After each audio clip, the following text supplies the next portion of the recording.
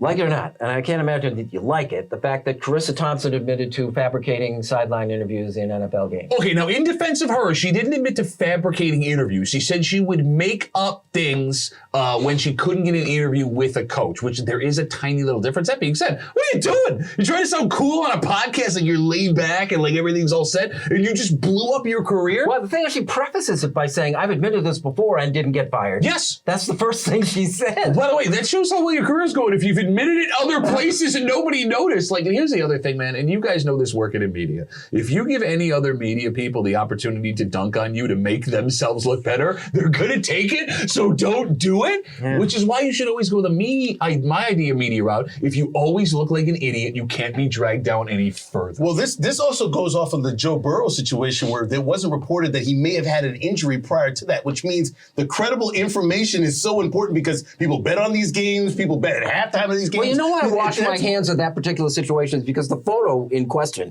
was provided by the team. I get If they're trying to get away with something, you don't offer the evidence. Yeah, but that's also some intern taking a picture and tweeting it out, not knowing. Right. Yeah, but it's the inaccuracy of the story. It's the inaccuracy of the interview. It's the inaccuracy. I spoke to whoever. I trust you really did speak to these people, and I make a bet based on the fact that you said that this head coach said we're going to do this in the defense. Okay, but here's the thing, and again, not to defend her, because if they fire her for this, I mean, I get it. I totally understand. Do you think they do? I mean, it's not out of the question with the fervor it's caused. She's the host of the Amazon show on Thursday night. But that being said, anybody that believes they're getting anything out of those coaches' interviews going into or coming in, it's full of crap. They're only there because the league pays for it. These men and women, whether it's basketball, football, hockey, baseball, whatever, they say is minimum. You never get any insight. It's the stupidest, most wasted time. All they're doing is being like, we paid to have this guy, so he has to be here, so everybody enjoy. Then give them liners. Give them something to say to the media. Maybe this is what McDermott said. Write it down, and this is what you do in the report. You don't make it up. Oh, I agree with you there. Yeah, but if you go down to it, the thing is, it seemed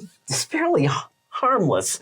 Because, like, you throw it down there, it says, and she wasn't able to get the coach, said, well, it says that the defense has to play better on third downs. Duh. Yeah, that's great. Right? Yeah. Okay, but, I mean, where does the line get drawn for what you can put in people's mouths versus what you can? I mean, you're walking a very dangerous line with somebody who works as a professional journalist. And media has always been scrutinized for not giving the facts or maybe skewing the facts. Scrutinized by other media to his point. Well, that's